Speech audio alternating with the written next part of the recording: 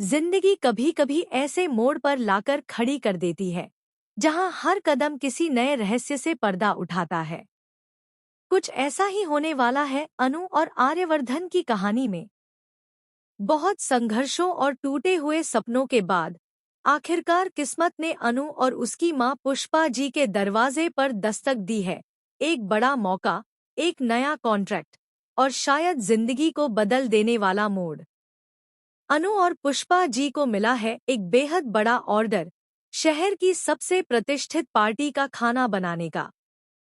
यह पार्टी किसी आम इंसान की नहीं, बल्कि खुद आर्यवर्धन के घर में होने वाली है। यह वही आर्यवर्धन है जिसने एक समय अनु की जिंदगी को हिला दिया था।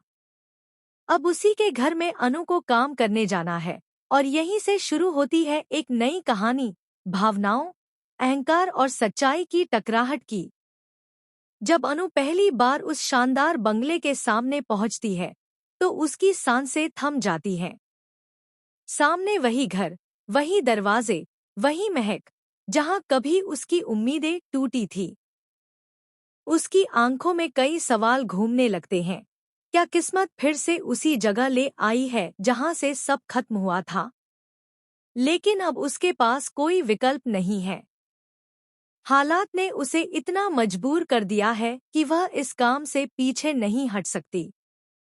उसके अंदर का स्वाभिमान चीखता है, पर उसके हालात उसे चुप करा देते हैं।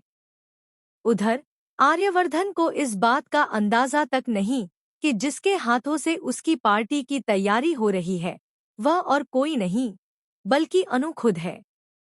जैसे ही उसे यह बात पता चलती है, वह हक्का बक्का रह जाता है।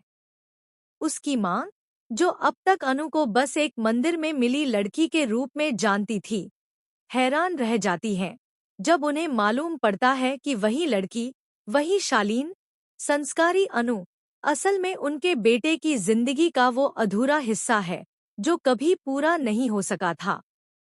अनु और आर्यवर्धन की मुलाकात अब एक सामान्य मीटिंग नहीं रहने वाली।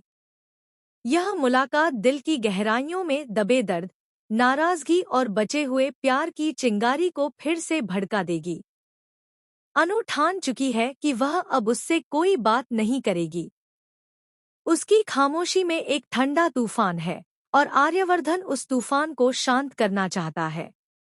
वह कई बार बात करने की कोशिश करता है, लेकिन अनु उसकी तरफ नजर तक नहीं उठाती। उसका हर शब्द जैसे बर्फ बनकर गिरता है और जमीन पर टूट जाता है। लेकिन कहाँ,